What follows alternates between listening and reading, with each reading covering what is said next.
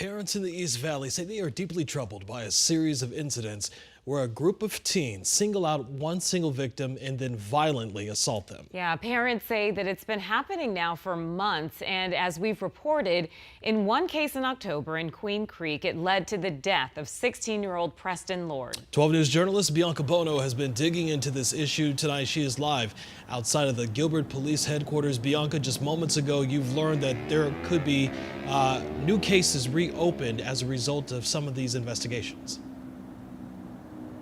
Yeah, guys, that's right. And videos of these violent attacks have been circulating on social media. I talked to one father whose son was attacked back in August. He said the situation got so dangerous, he decided to pull his son out of school and send him overseas.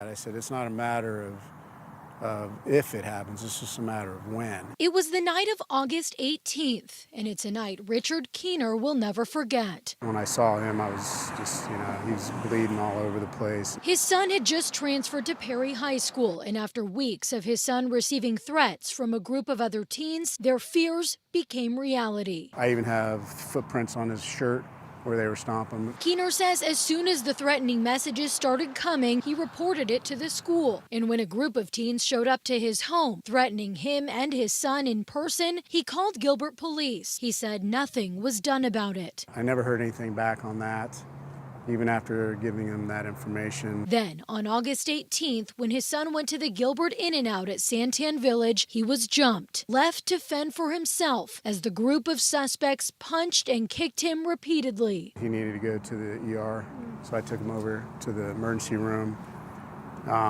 because he did have a lot of bruises on his head because they tackled him and he hit his head on the ground. They reported the attack to police, but the threats continued, so Keener was forced to make a difficult choice. His mother lives overseas, and it was a hard decision for me, but I felt it was the safest thing for him to do, so I flew him out of the country, and he's overseas now. His son's assault happening just 2 months before another that would turn deadly. On October 28th, 16-year-old Preston Lord was attacked outside a Halloween party in Queen Creek and didn't survive his injuries. Queen Creek police have not made any arrests. In a statement issued Thursday, the chief saying some parents have refused to let their children participate in the investigation, emphasizing they don't just want arrests, they want convictions. And they are adding extra patrols in areas where teens are known to congregate in the meantime. My biggest concern right now is we're on holiday break and they're out there with idle time. Katie McPherson is a youth mental health advocate and is also an East Valley mom. She says several groups of teens, including one who refers to themselves as the Gilbert Goons, have been terrorizing her community for over a year, noting social media plays a big role. The viral humiliation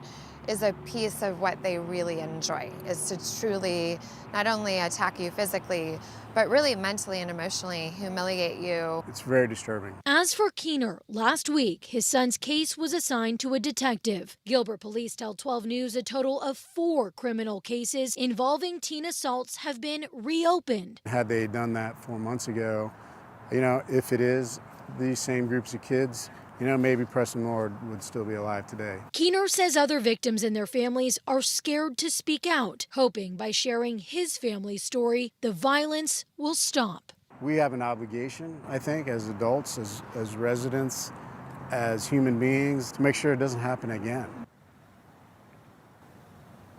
I should note we reached out to the Chandler Unified School District asking what was done when Keener reported the threats his son was getting. The school district referred us back to police. Police want to remind the public, if you have any information about any of these assaults, including photos or videos, reach out to law enforcement. We're live in Gilbert tonight. Bianca Bono, 12 News.